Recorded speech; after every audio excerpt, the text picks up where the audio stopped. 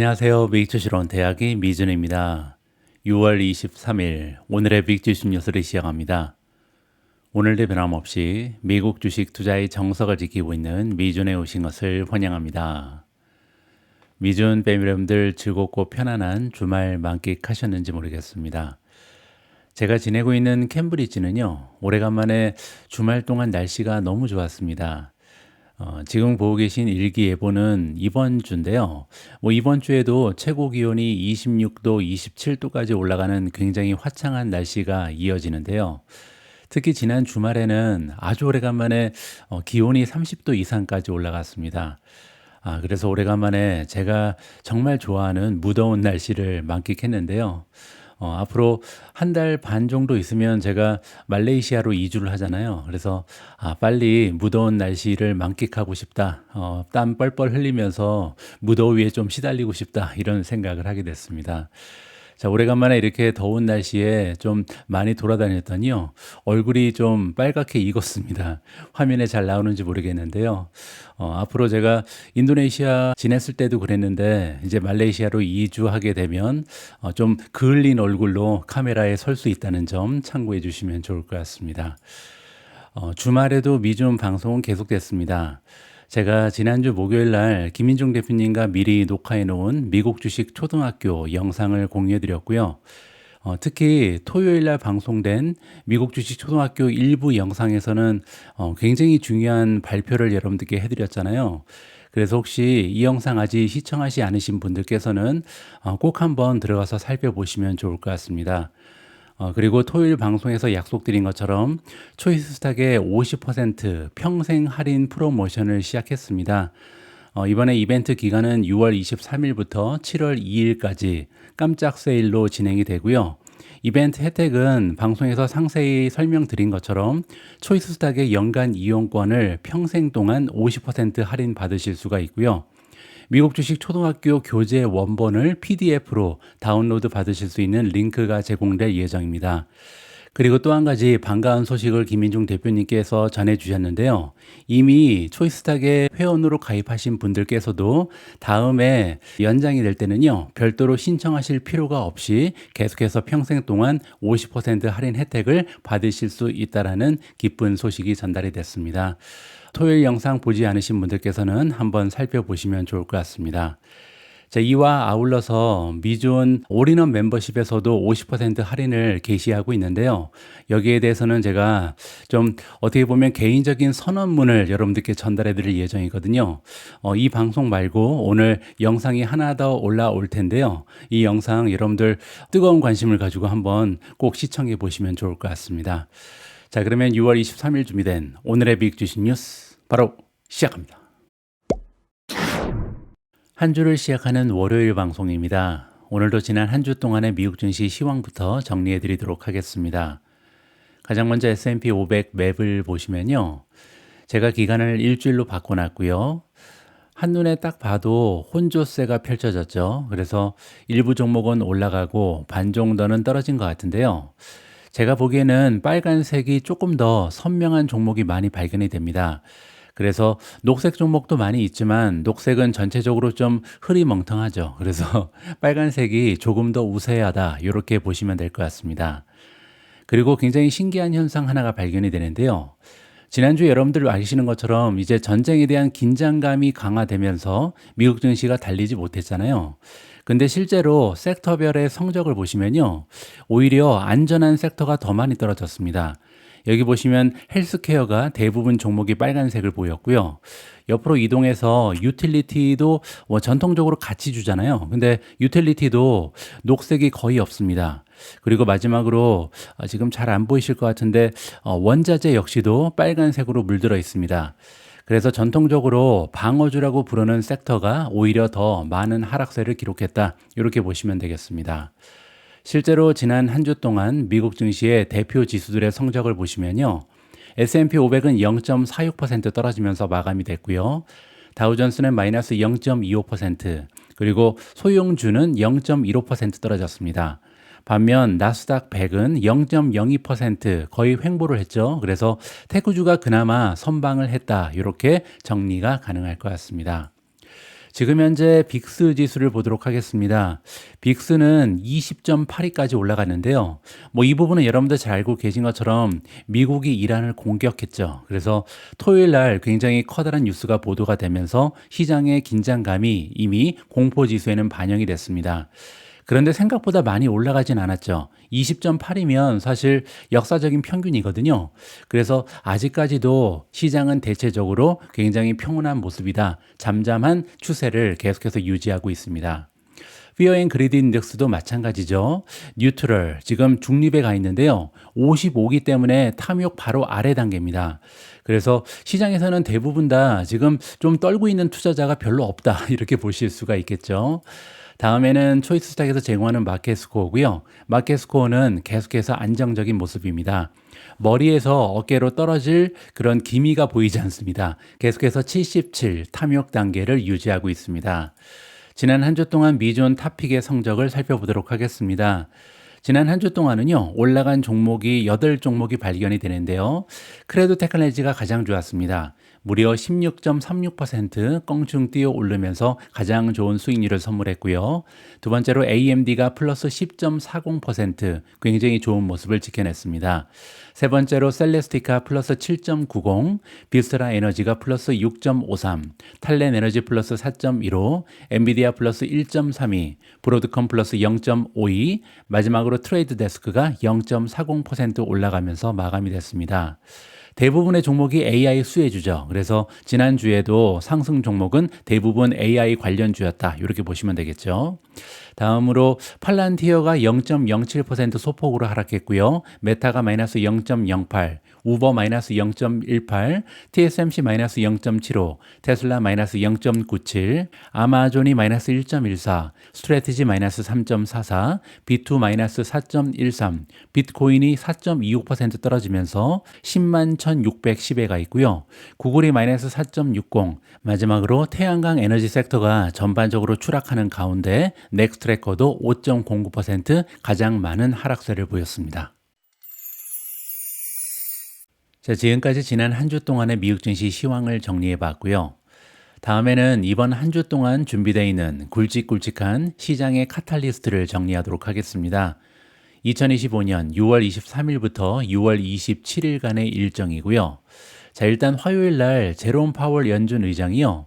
하원의 금융서비스위원회에서 증언할 예정에 있습니다. 얼마나 비둘기파적인 아니면 매파적인 어조를 유지하느냐 여기에 따라서 시장의 분위기가 갑자기 변화할 수도 있고요. 그리고 밑으로 내려가서 수요일 날 보시면 마찬가지로 제롬 파월 의장은 상원은행위원회에서 또다시 증언을 할 예정입니다. 하지만 이미 화요일 날 그가 어떤 생각을 가지고 있는지 분위기가 좀 파악이 될 예정에 있고요. 그리고 수요일 날은 엔비디아의 연례 주주총회가 있습니다. 그래서 이제 엔비디아 관련해서 여러 가지 뉴스가 전달될 가능성이 있다. 이렇게 보시면 되겠죠. 그리고 이번 주에는 금요일이 가장 중요한데요. 5월 달에 근원 개인 소비 지출, PC 물가 지수 보고서가 발표가 되거든요. 지금 현재 상황에서 가장 중요한 경제 지표는 인플레이션입니다. 그래서 연준에서 가장 선호하는 PC 물가 지표가 어느 정도의 수준을 유지하는가 굉장히 많은 관심이 집중되는 부분이다. 이렇게 보시면 되겠습니다. 자, 그런데 이번 주에는요, PC보다 더 중요한 게 있죠. 바로 미국과 이란의 상황이겠죠. 많은 분들께서 이미 알고 계신 것처럼 지난 주말에는요, 미국이 이란에 핵시설 3곳을 공습했다라는 깜짝 뉴스가 있었습니다. 많은 분들이 굉장히 당황하셨을 텐데요. 그래서 오늘은 여기에 관련된 기사부터 읽어봐야 할 것 같습니다. 주말 동안 아무래도 많은 분들께서 미디어를 통해서 각종 뉴스에서 전쟁에 대한 뉴스는 살펴보셨을 가능성이 높잖아요. 그래서 오늘은요, 제가 가지고 있는 생각만 정리해서 전달을 해드리겠습니다. 자, 일단 미국이 이라크를 공격한 적이 있었잖아요. 그래서 그때 상황을 보면서 이번에는 어떻게 전개될지 한번 점검을 하면 좋을 것 같습니다. 과거 미국이 이라크 공격을 시행했던 날짜는 2003년 3월 19일입니다. 그리고 그 시점을 기준으로 S&P 500의 수익률을 분석한 결과는 여기에 나와 있는데요. 자, 의외의 결과죠. 일단 1개월 이후에는요, 2.24% 플러스를 보였습니다. 그래서 단 한 달 만에 마이너스가 아니라 플러스로 이미 전향을 했죠. 자, 그리고 3개월 이후에는요, 무려 11.50% 올라갔습니다. 우리가 보통 미국 주식은 연간 수익률을 10% 기대하잖아요. 근데 이때 미국이 이라크를 공습한 다음에 3개월 이후에는 무려 11.5%나 S&P 500이 올라가 있었습니다. 그리고 6개월 이후에는 플러스 13.95%, 그리고 1년 이후의 수익률을 보면요, 무려 28.85%입니다. 자, 여기에서 우리가 얻을 수 있는 교훈은 뭐냐면요, 결국 전쟁이라는 것은 일시적인 효과에 불과하다. 따라서 제가 지난주에도 누누이 말씀드렸지만 미국 증시의 장기적인 추세를요, 전쟁이라는 카탈리스트가 막아버릴 수는 없다. 잠시 꺾였다 다시 갈 길 간다. 이 부분을 우리가 다시 한번 확인해 볼 수가 있을 것 같습니다. 자, 하지만 여기에서 우리가 주의할 점이 있죠. 여기 보시면요, 2003년은 IT 버블, 닷컴 버블이죠. 닷컴 버블 붕괴 이후에 대세 하락이 막바지에 이르렀고요. 그리고 미국 연준이요, 저금리 그리고 유동성 지원을 강화하던 시기였습니다. 금리를 계속해서 낮추고요. 그리고 유동성은 확대됐다. 그 얘기는 계속해서 채권을 사들이던 시기였다. 이렇게 보시면 되겠죠. 자, 따라서 전쟁 리스크가 완화되는 동시에 정책, 경기 사이클이 상방에 맞물리면서 연간 수익률이 무려 30% 가까운 급등 추세를 만들어냈다. 이렇게 정리가 가능합니다. 자, 따라서 전쟁이 마무리됐기 때문에 증시가 올라갔다. 이렇게 해석하면 안 된다는 거죠. 아까 제가 말씀드린 것처럼 전쟁이라는 것은요, 결국 시장의 추세를 막을 수는 없습니다. 하지만 이 의미가 전쟁이 끝나고 나면 미국 증시가 무조건 올라간다. 이렇게 해석하면 안 된다는 거죠. 자, 그래서 2003년의 상황, 그리고 지금 현재 상황을 비교해 보도록 하겠습니다. 자, 여기 나와 있는 것처럼요, 세 가지의 카테고리로 나누어서 비교를 해볼 수가 있는데, 그 중에서 이제 지정학적인 리스크는 사실 별다른 차이가 없다라고 생각을 하고요. 중요한 것은 통화 정책입니다. 2003년에는 초저금리 그리고 유동성 공급이 확대되는 국면이었죠. 자, 반면에 2025년 현재 상황은요, 아직까지 인플레이션 압력으로 인해서 긴축 기조가 유지되고 있습니다. 기준금리가 너무나 높은 상황이잖아요. 그래서 이번 주에 발표되는 PC 인플레이션 지표가 너무나 중요하다. 다시 한번 강조를 드릴 수가 있고요. 자료가 한 가지가 더 있는데요. 밸류에이션입니다. 2003년에는요, IT 버블이 꺼지면서 PER이 15배 수준까지 떨어져 있는 상황이었습니다. 하지만 지금은요, S&P 500의 12개월 선행, 포워드 PER이 20배 후반에 걸쳐져 있거든요. 따라서 지금 현재로서는 멀티플이 많이 상승해 있는 상황이다. 평균보다 조금 더 높다. 이렇게 보시면 되겠죠. 자, 결론입니다. 따라서 지정학적인 갈등이나 전쟁 자체보다는요, 연준의 금리 정책이라든지 시장의 밸류에이션, 그리고 경기 사이클이 중장기 주가에 더 결정적인 변수다. 이 부분을 우리가 다시 한번 체크해 볼 수가 있는 거죠. 현재의 거시적 환경은요, 시장 밸류에이션 그리고 인플레이션 측면에서 2003년과는 차이가 다소 있습니다.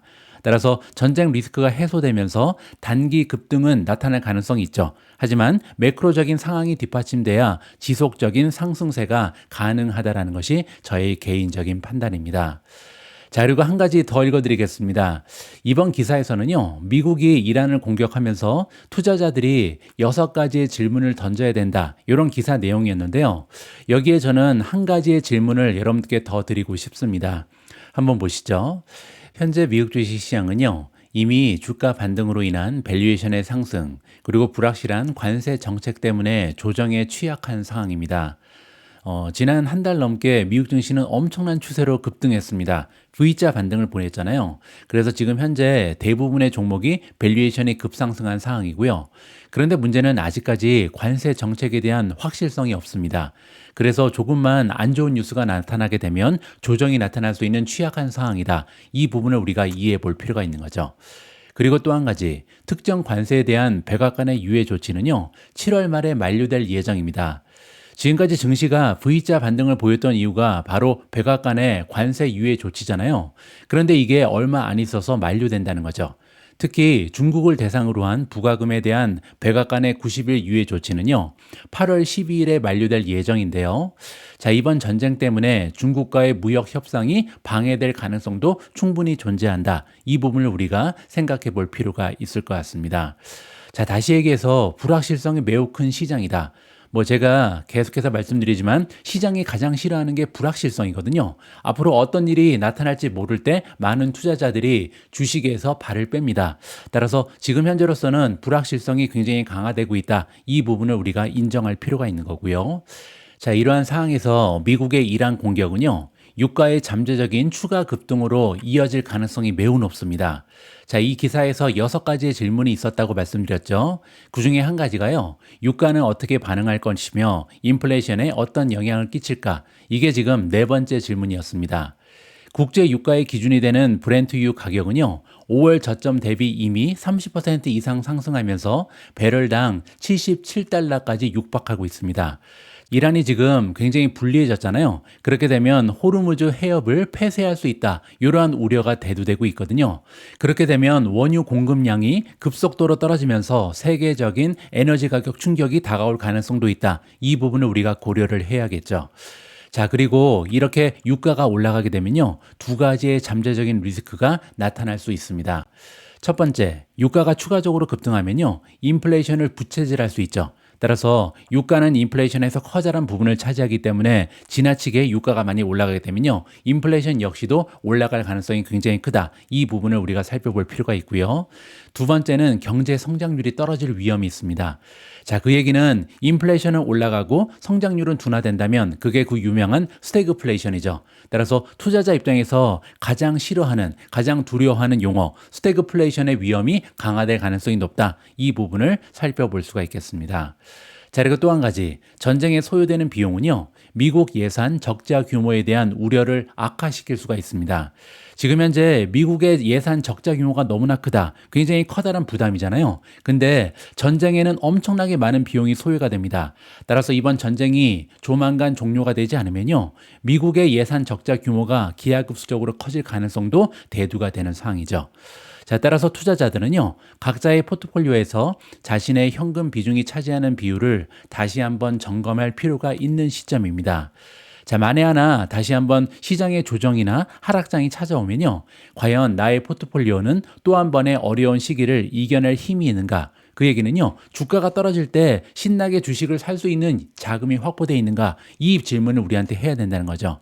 자, 이 7번째 질문에 대한 정답은요, 투자자 본인만이 알고 있다. 여러분 스스로 과연 나는 지금 현재 전체 자금 중에 몇 퍼센트를 현금으로 들고 있는가? 이 부분을 체크해 볼 만한 시점이라고 판단됩니다.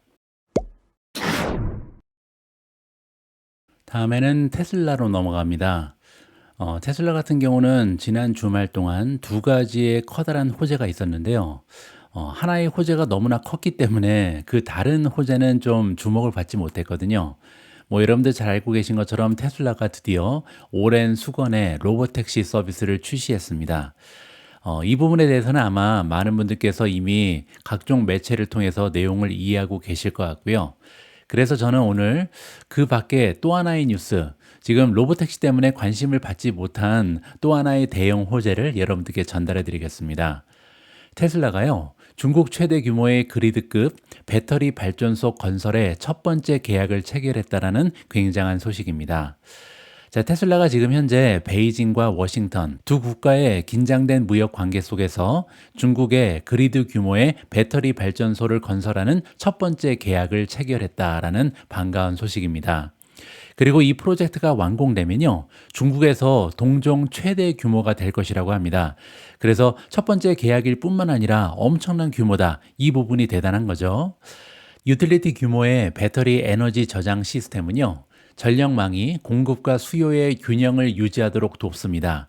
자, 이게 무슨 얘기냐면요, 이러한 시스템 덕분에 태양광이나 풍력 같은 간헐적인 에너지원으로 인해 발생하는 공급 수요 불일치를 해소할 수 있다. 자, 보통 태양광 같은 경우는 낮 동안만 태양이 올라가 있죠. 그래서 이제 많은 에너지를 흡수할 수 있는데요. 문제는 저녁 때는 사용할 수가 없죠. 그래서 에너지 저장 시스템이 필요한 겁니다. 낮에 에너지를 확보하고 저녁에 이 저장된 에너지를 쓸 수 있는 거죠. 뭐 그뿐만이 아니죠. 뭐 풍력도 마찬가지죠. 바람이 많이 불 때 에너지를 생성해서 에너지 저장 시스템에 담아놨다가 바람이 없을 때도 사용할 수 있다. 자, 따라서 청정 에너지 같은 경우는요, 에너지 저장 시스템이 너무나 중요하다. 이렇게 보실 수가 있겠죠. 자, 중국 매체 이카이가 나오는데요. 로이터 통신을 인용해서 40억 위안, 그렇게 되면 5억 5,600만 달러 규모다. 그래서 이번 계약이 단순한 첫 번째 계약이 아니라 굉장한 규모다. 이 부분을 확인해 볼 수가 있겠습니다. 테슬라는 상하이에 있는 자사의 배터리 공장이 올해 1분기만 100개 이상의 메가팩을 생산했다라고 밝혔는데요. 메가팩은 유틸리티 규모 배치를 위해서 설계된 배터리입니다. 그래서 단순히 사용하는 작은 배터리가 아니라요. 유틸리티, 따라서 전력망에 들어가는 배터리 엄청난 규모다. 이렇게 보시면 되고요. 메가팩 하나가 4시간 동안 최대 1메가와트의 전력을 공급할 수 있다고 합니다. 테슬라는 웨이보를 통해서 그리드 측 에너지 저장 발전소는 도시 전력의 스마트 조절기다. 아까 말씀드린 것처럼 이제 태양이 떠 있을 때 이렇게 에너지를 흡수해서 태양이 없을 때 쓸 수 있는 조절을 해주는 스마트 조절기다. 이렇게 얘기하는 거죠. 따라서 그리드라는 것은 전력망을 얘기하고요. 전력망 자원을 유연하게 조절할 수 있게끔 도와준다. 우리의 에너지 저장 발전소 너무나 중요하다. 이렇게 얘기하는 거죠. 그리고 이어서 도시의 전력 공급 압박을 효율적으로 해결할 수 있고 도시의 안전하고 안정적이며 효율적인 전력 수요를 보장할 수 있다라고 자랑하고 있습니다. 그리고 또한 이 프로젝트가 완공되면요. 중국 최대의 그리드 측, 즉 전력망에 들어가는 에너지 저장 프로젝트가 될 것으로 예상한다라고 밝혔고요. 테슬라의 웹사이트에 따르면요. 각 메가팩은 미국에서는 100만 달러 바로 아래 가격에서 판매되고 있습니다. 하나당 100만 달러면 굉장히 고가죠. 자, 하지만 중국 내 가격은 공개되지 않고 있고요. 조금은 더 저렴하지 않을까 개인적으로 판단합니다. 그리고 이번 계약은요, 중국의 CATL 그리고 자동차 제조사인 BYD가 유사한 제품으로 경쟁하고 있는 상황에서 테슬라에게 굉장히 중요한 의미를 가집니다. 그리고 특히 여기 나와 있는 CATL이 있잖아요. 이 기업은 전 세계 시장 점유율의 40%를 차지하고 있거든요. 자, 그런데 로이터 통신의 소식통에 따르면요. CATL은 테슬라의 메가팩에 사용되는 배터리 셀과 팩을 공급할 것으로 예상이 되고 있습니다. 따라서 두 기업이 파트너십을 구축했다. 이렇게 보실 수가 있겠죠. 테슬라가 중국 지방 정부와 맺은 이번 계약은요. 시기적으로 트럼프 대통령이 중국산 수입품에 관세를 부과하면서 세계 양대 경제 대국 간의 지정학적인 관계를 긴장시킨 이후에 나온 것이어서 더욱더 중요하다. 자, 왜냐면 우리가 알고 있는 것처럼 테슬라의 일론 머스크는요. 무역전쟁 초기 단계에서 트럼프 대통령의 가장 가까운 동맹이었죠. 그리고 중국 내 미국 자동차 제조업사의 사업 전망을 더욱 복잡하게 만들었다. 왜냐면 트럼프의 오른팔 역할을 했잖아요. 그렇기 때문에 미국과 중국의 관계가 악화되면 굉장히 부정적인 영향을 테슬라가 받을 수 있었죠. 자, 그 와중에 이렇게 긍정적인 소식이 중국에서 들려오는 것은 굉장히 바람직한 현상이다. 이렇게 보시면 될 것 같습니다. 자, 미존의 한마디로 마무리합니다. 테슬라의 에너지 사업은요, 이제 부업 수준을 넘어서 자동차 사업과 어깨를 나란히 할 핵심 성장 동력으로 평가받고 있습니다. 불과 얼마 전만 해도요, 이제 어닝 결과 받아서 자동차 부분이 있고 나머지 부분이 있는데요. 사실상 나머지 부분을 체크할 필요가 없었죠. 하지만 이제는 어느덧 성장률이 강화되면서 자동차 사업과 어깨를 나란히 할 정도로 에너지 사업이 급격하게 발전하고 있습니다. 매출 성장률과 이익률 모두 자동차 사업을 능가하기 시작했고요. 월가의 일부 애널리스트들은 이 사업의 잠재력을 재평가하면서 테슬라의 시가총액 가치를 높이는 핵심 요인으로 꼽을 정도입니다. 최신의 실적 보고서를 보시면요. 2024년 그리고 2025년 1분기에 따르면 테슬라의 에너지 사업은요. 엄청난 성장세를 보이고 있습니다. 2024년 에너지 사업부의 연간 매출은 100억 달러를 돌파했습니다. 그리고 전년 대비 성장률은 67%였고요. 자, 그리고 올해 1분기에도 이러한 추세가 이어졌는데요. 자동차 매출이 굉장히 주춤했죠. 근데 그 와중에 에너지 사업은 높은 성장률을 계속해서 유지했죠. 자, 그리고 또 한 가지 수익성도 굉장한데요. 에너지 사업부의 매출 총이익률, 그로스 마진은 26.2%를 기록하면서 자동차 부분의 이익률을 넘어서기 시작했습니다. 그 얘기는요, 이제 단순한 매출 증가가 아니라 고수익 사업이다. 그 얘기는 어닝 결과에 직결되는 굉장히 소중한 사업부다. 이렇게 보실 수가 있겠죠. 자, 결과적으로 현재 많은 애널리스트들은요, 향후 10년 내에 테슬라의 에너지 사업부의 가치가 단독으로 수천억 달러에 이를 수 있다. 이러한 전망을 제시할 정도입니다. 자, 그리고 또 하나, 시장의 규모도 만만치 않은데요. 글로벌 그리드 규모 배터리 시장은요, 2030년까지 320억 달러, 그 얘기는 약 44조 원입니다. 자, 이 이상으로 성장할 전망이 제시되고 있고요. 전체 대용량 배터리 시장은 약 3,200억 달러에 이를 것으로 예측이 나오고 있습니다. 자, 따라서 테슬라는요, 이 거대한 시장의 핵심 플레이어가 될 수만 있다면 가장 커다란 수혜를 볼 수 있다. 자, 그렇게 되면요, 테슬라의 성장 동력이 하나 더 강화되는 거죠. 지금 현재로서는 전기차가 굉장히 부진하면서 주가가 많이 떨어져 왔잖아요. 하지만 어제 드디어 로보택시가 출시가 됐죠. 그리고 이렇게 그리드급 배터리 발전소의 건설이 계약이 체결됐다. 따라서 앞으로 에너지 저장도 급격한 성장을 예상해 볼 수가 있고요. 거기에 하나가 더 있죠. 휴머노이드 로봇. 따라서 자동차뿐만 아니라 앞으로 테슬라의 주가를 올려둘 수 있는 여러 가지 성장 동력이 동시에 발견되고 있다. 이 부분이 긍정적입니다. 자, 그리고 일부 투자은행에서는요, 심지어 테슬라의 에너지 사업을 아마존의 AWS에 비교합니다. 자, 이게 무슨 얘기냐면요, AWS가 초기에는요, 사실상 아마존 매출에 거의 기여가 없었습니다. 자체적으로 사용하기 위해서 만든 클라우드였거든요. 근데 이거를 판매하기 시작하면서 지금은 사실상 아마존의 대부분의 총이익은 클라우드에서 만들죠. 자, 이렇게 AWS가 아마존의 부업처럼 보였지만 결국은 핵심 수익원으로 자리 잡은 것처럼 테슬라의 에너지도요, 비슷한 길을 갈 것이다 라는 것이 최근 분석으로 나오고 있습니다. 자, 이렇게 테슬라의 에너지 저장 사업은요, 핵심 성장 동력으로 자리 잡고 있습니다. 그리고 또 한 가지, 에너지 저장 시장 규모는 아직도 확장될 가능성이 굉장히 높죠. 이제 시작에 불과하잖아요. 따라서 그린 에너지 시장이 발전하면 발전할수록, 확대되면 확대될수록 테슬라의 에너지 사업도 굉장히 기대감을 가지고 지켜볼 만하다. 이렇게 개인적으로 판단하고 있습니다. 바로 앞부분에서 우리는 테슬라의 다각화되고 있는 성장 동력에 대해서 이야기를 나눴습니다. 이제 테슬라는 단순한 전기차 기업이 아니죠. 어제부터 본격적으로 자율주행 택시, 로보택시가 출시가 됐고요. 그리고 최근 들어 에너지 저장 사업의 성장세, 그리고 수익성도 매우 강력한 추세를 보이고 있습니다. 그리고 마지막으로 아직까지 본격적으로 기여도는 없는데요. 휴머노이드 역시도 앞으로 다가오는 미래에 엄청난 기여도가 있을 것으로 기대를 해볼 수가 있겠죠. 자, 그중에서 휴머노이드는요, 테슬라뿐만 아니라 우리가 애정하는 엔비디아 입장에서도요, 굉장히 중요한 잠재 시장이다. 이 부분에 대한 이야기를 이번에 해볼까 합니다. 대만의 폭스콘, 그리고 미국 인공지능 칩 제조사 엔비디아가 엔비디아 AI 서버를 생산할 휴스턴의 새로운 폭스콘 공장에요, 휴머노이드 로봇을 배치하는 방안을 논의 중이다. 자, 이러한 기사가 보도가 되고 있습니다.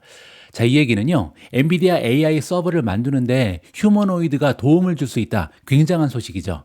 자, 이는 엔비디아 제품이 휴머노이드 로봇의 도움을 받아 생산되는 첫 번째 사례가 될 것이고요. 폭스콘 입장에서는 생산 라인에 휴머노이드 로봇을 사용하는 최초의 AI 서버 공장이 될 예정입니다. 자, 향후 몇 달 안에 최종 결정될 것으로 예상되는 이번 배치는요, 제조 공정을 변화시킬 것으로 기대되는 인간형 로봇 도입의 중요한 이정표가 될 것이다. 자, 앞으로 만약에 인공지능 서버를 로봇이 만든다 생각만 해도 굉장하죠. 효율성 그리고 생산성이 급격하게 올라갈 가능성이 높잖아요. 폭스콘은 엔비디아와 함께 자체 휴머노이드 로봇을 개발하고 있고요. 중국의 유비테크가 만든 휴머노이드도 시험 운영해 왔습니다. 자, 그리고 또한 두 회사는요, 폭스콘의 새로운 휴스턴 공장이 엔비디아의 GB300 AI 서버 생산을 시작하는 내년의 1분기까지 휴머노이드 로봇을 현장에 투입하는 것을 목표로 하고 있다. 이렇게 직접 밝혔습니다. 로봇이 공장에서 정확히 어떤 작업을 수행할지는 명확하진 않습니다. 하지만 지난 5월 폭스콘의 발표 자료에 따르면요, 회사는 로봇에게 물건을 집어 옮기고 케이블을 삽입하며 조립 작업을 수행하도록 훈련시켜 왔다라고 합니다. 폭스콘 그룹의 AI 서버 사업을 담당하는 자회사 폭스콘 산업 인터넷이 있는데요. 여기에서 로봇 사업부 총괄 책임자를 맡고 있는 레오 고원은요, 폭스콘이 오는 11월 연례 기술 행사에서 자체적으로 개발한 두 가지 버전의 휴머노이드 로봇을 선보일 계획이라고 밝혔습니다. 그 중에 하나는요, 다리가 있는 모델이고 다른 하나는 바퀴가 달린 자율 이동 로봇이다. 이렇게 보시면 되겠죠. 다리가 있는 버전보다 비용이 더 저렴할 것이라고 밝혔지만 자세한 내용은 공개하지 않았다라고 합니다.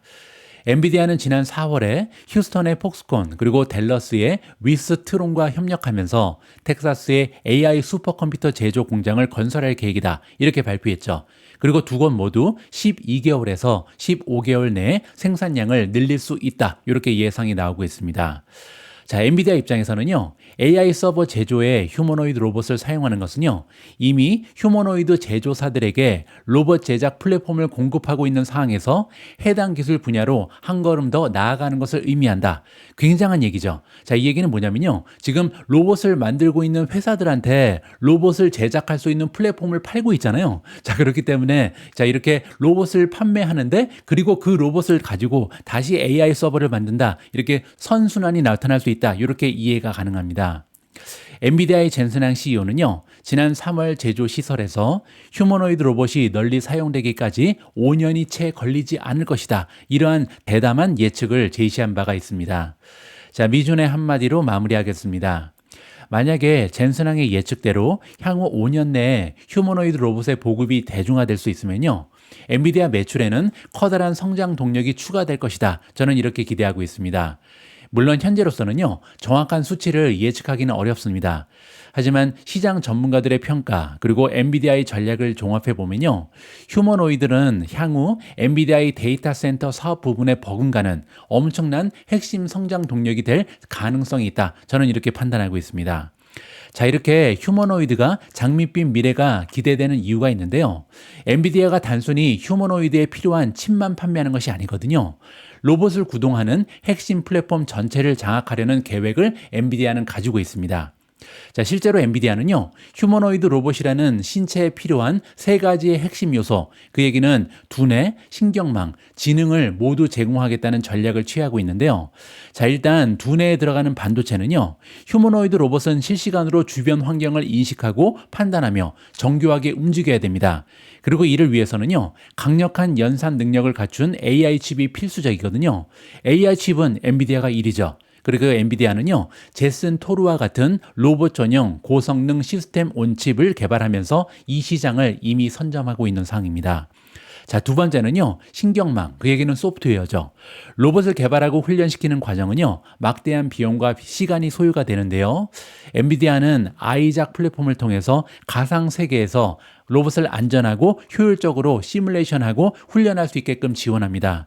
자, 이게 그 유명한 디지털 트윈이죠. 엔비디아는요, 이 가상현실을 가지고 있습니다. 메타버스랑 비슷한 건데 옴니버스라는 게 있거든요. 따라서 이 옴니버스 안에서 로봇이 실제로 여러 가지 훈련을 시행할 수가 있습니다.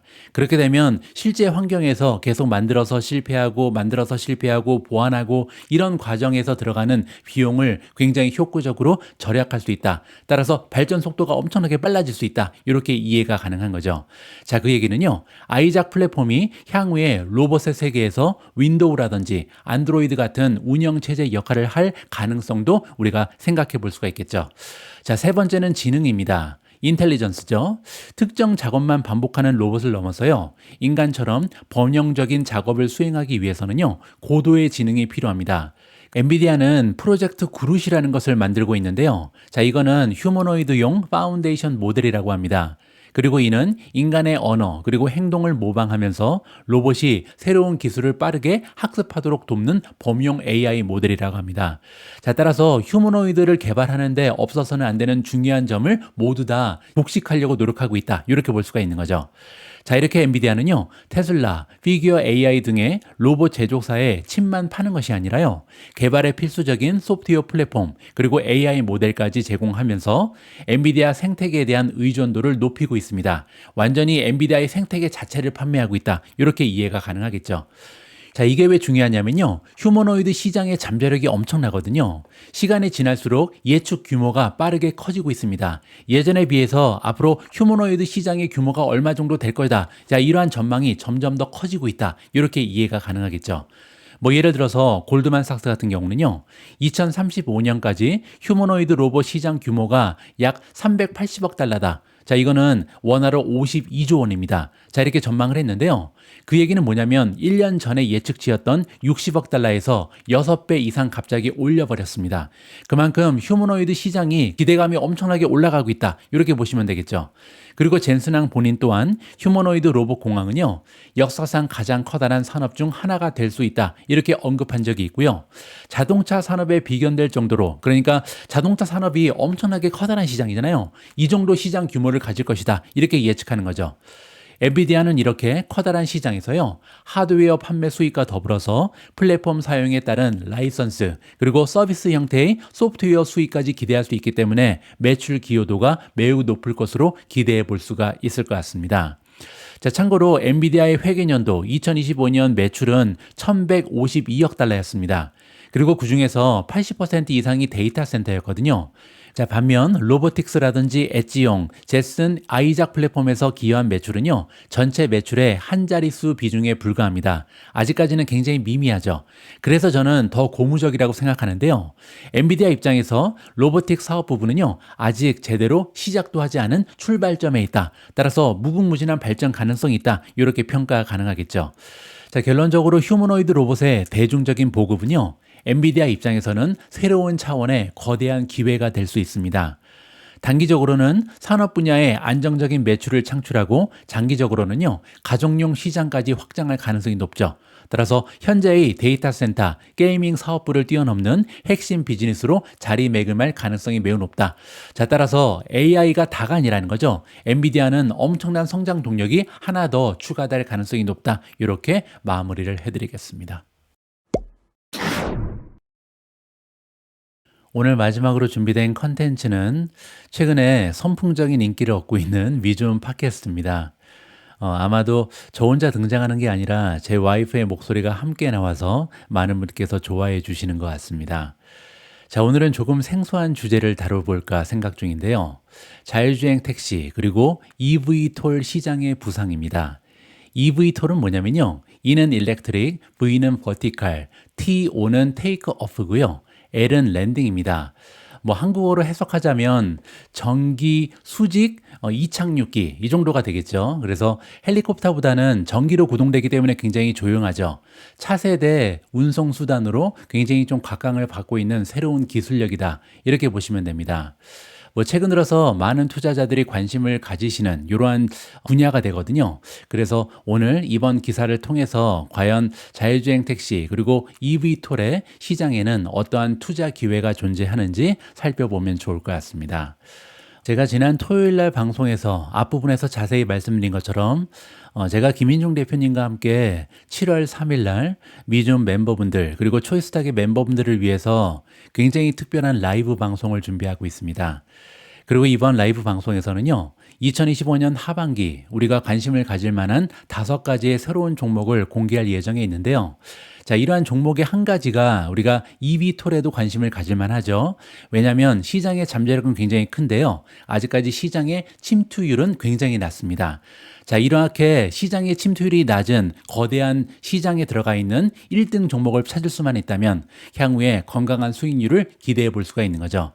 자, 어쨌든 이렇게 5가지의 종목을 선정해서 여러분들과 자세히 분석해보는 미준 라이브에도 많은 분들의 관심을 부탁드립니다. 자, 오늘 방송은 여기까지입니다. 새로운 한 주의 첫 번째 방송 함께 해주셔서 감사합니다. 우리 모두가 미국 주식 투자를 은퇴하는 그날까지 다 함께 화이팅입니다. 행복한 하루 되세요. 감사합니다. 안녕하세요, 여러분. 좋은 주말 보내셨나요? 저희도 오랜만에 영국 친구 집에 초대받아서 즐거운 주말을 보냈답니다. 캠브리지에서 20분 거리인데 밀밭을 걸으며 아이들 노는 걸 보니 새로운 에너지가 생겨나는 느낌이었어요. 안녕하세요. 오미주입니다. 여름이라 날씨는 얼마나 좋은지 크로켓이라는 새로운 게임도 같이 했죠. 자, 이제 새로운 한 주가 시작되었으니 우리 미주우님이 알차게 준비한 내용들 같이 풀어보겠습니다. 오늘은 미래 교통의 지형을 바꿀 만한 그런 2가지 기술 동향을 좀 깊게 파보려고 합니다. 바로 테슬라의 로봇택시 서비스랑 또 요즘 막 떠오르는 EV톨, 전기기 수직 인육 항공기 시장인데요. 저희가 오늘 살펴볼 자료는 2가지예요. 하나는 우리에게 친근한 진몬스터의 디버터 자료인데요. 테슬라 로봇택시 경제성 분석이고요. 다른 하나는 뱅크 오브 아메리카가 시킹88U를 통해 발표한 EV톨 잠재력 보고서입니다. 과연 이 자료들이 이 게임 체인저들에 대해 뭘 말해주고 또 여러분께 어떤 의미가 있을지 한번 같이 보시죠. 네, 좋습니다. 그럼 먼저 테슬라 로봇택시부터 좀 자세히 볼까요? 이게 당장 다음 주 오스틴에서 시범 서비스를 시작한다고 하니까요. 정말 코앞이네요. 처음에는 딱 식대로 시작한다는데 머스크는 뭐 초기 결과만 좋으면 몇 달 안에 바로 1000대까지 늘릴 수 있다. 뭐 이렇게 얘기했죠. 역시 가장 중요한 건 안전일 거고요. 10대에서 1000대라니 진짜 공격적이죠. 근데 그 디버터 기사 보니까 수익 모델이 좀 흥미롭습니다. 두 가지로 나뉘더라고요. 하나는 그 자산 경량화 모델. 테슬라 차주들이 자기 차를 내놓고 테슬라가 수수료 한 30% 정도 가져가는 방식이잖아요. 이게 뭐랄까, 확장 속도는 진짜 빠르겠어요. 그리고 테슬라 입장에서는 재정적 위험 부담도 훨씬 적고요. 기사 분석을 보면 2030년까지 현재 요금 수준 뭐 여기서 10% 할인한다고 가정하면요. 시장 점유율을 한 30% 가져가면 영업이익이 32%, 7%까지 가면 74% 증가할 수 있다. 뭐 이렇게 보고요. 만약에 요금을 매년 한 5%씩 올리는 좀 더 공격적인 시나리오면 이게 40%에서 최대 94%까지도 올라가더라고요. 94%라니 엄청나죠. 네, 반면에 이제 자산 집약형 모델도 있어요. 이건 테슬라가 직접 차량을 다 소유하고 운영하는 건데 당연히 절대적인 이익 규모는 이게 더 클 수 있죠. 영업이익 증가율이 한 53%에서 125%, 요금 인상하면 68%에서 160%까지도 가능하고요. 근데 문제는 아시다시피 차량을 직접 다 만들어야 하니까 이게 한 55대에서 130만 대가 필요하다고 하거든요. 그러니까 확산 속도는 느리고 자본 위험은 훨씬 크죠. 그러니까 빠른 시장 선점이냐 아니면 더 높은 수익이냐 이 사이에서 고민이 되겠네요. 근데 결국 자산 경량화 모델이 성공하려면 테슬라 차주들이 얼마나 참여할지가 진짜 중요할 것 같은데요. 연간 뭐 한 2만 달러 수입 이러면 솔깃하긴 한데 막상 내 차 굴리고 닳고 또 청소하고 이런 거 생각하면 좀 망설여질 수도 있잖아요. 네, 정확히 보셨어요. 기사에서도 바로 그 점을 지적하는데요. 현실적인 문제들 때문에 실제 참여율은 아마 20% 미만일 수도 있다. 이렇게 좀 보수적으로 보더라고요. 근데 여기서 또 재밌는 게 뭐냐면요. 설령 참여율이 낮더라도 시장 점유율 70%를 달성하는 데 필요한 차량 수가 전체 테슬라 차량의 한 17% 정도면 충분하다는 거예요. 이게 대략 한 130만 대 정도거든요. 생각보다 많은 차가 필요하지 않을 수도 있다는 거죠. 17%만 참여해도 70% 점유가 가능하다? 의외네요. 그럼 테슬라가 자체적으로 만든다는 그 사이버캡은 어떻게 되는 건가요? 만약에 그 자산 경량화 모델이 잘 돼서 차주들이 막 참여하면 테슬라가 굳이 사이버캡을 많이 만들 필요가 줄어드는 거 아닌가요? 2030년까지 필요한 사이버캡 규모를 연간 한 20만 대에서 40만 대 정도로 좀 더 적게 추정하더라고요. 결국 이것도 자율주행 기술이 얼마나 빨리 완성되고 또 정부 승인을 받느냐, 이게 속도를 결정하겠죠. 뭐 가장 공격적인 시나리오에서도 2030년까지 자율주행 운행률이 한 70% 정도 될 거라고 보니까요. 아직은 시간이 좀 필요해 보입니다. 네, 알겠습니다. 자, 그럼 이제 땅에서 하늘로 한번 올라가 볼까요? EBT 오열 전기 시직 이착륙 항공기. 뱅크 오브 아메리카는 이른바 적어도 경제, 그러니까 우리 머리 위 낮은 하늘에서 벌어질 경제 활동에 엄청난 기대를 걸고 있더라고요. 2025년에서 2030년 사이에 연평균 성장률이 무려 62%라니? 이거 뭐 거의 폭발적인데요? 그렇습니다. 이게 기본적으로는 헬리콥터인데 전기 동력이라 훨씬 조용하고 깨끗하고 또 비용도 저렴한 대안이라고 보시면 돼요. 드론 기술이랑 수직 비행 능력을 합친 형태랄까요? 이게 뭐 물류 배송부터 시작해서 응급 서비스, 심지어 도심 내 출퇴근까지 정말 다양한 분야에서 활용될 잠재력이 크죠. 전 세계적으로 개발 중인 모델만 해도 1100개가 넘는다고 하니까요. 경쟁도 엄청 치열합니다. 1100개요? 와, 그게 다 하늘을 날아다닐 수 있을까요? 아니면 뭐 결국 몇몇 회사만 살아남게 될까요? BOA의 보고서는 성장 경로를 어떻게 예측하고 있나요? 크게 세 단계로 나눠서 보더라고요. 첫 번째는 2025년에서 2030년까지.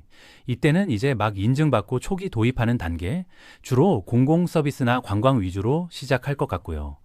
두 번째 단계가 2030년에서 2035년 사이인데 이때부터는 상업 운송으로 좀 더 확산될 거다.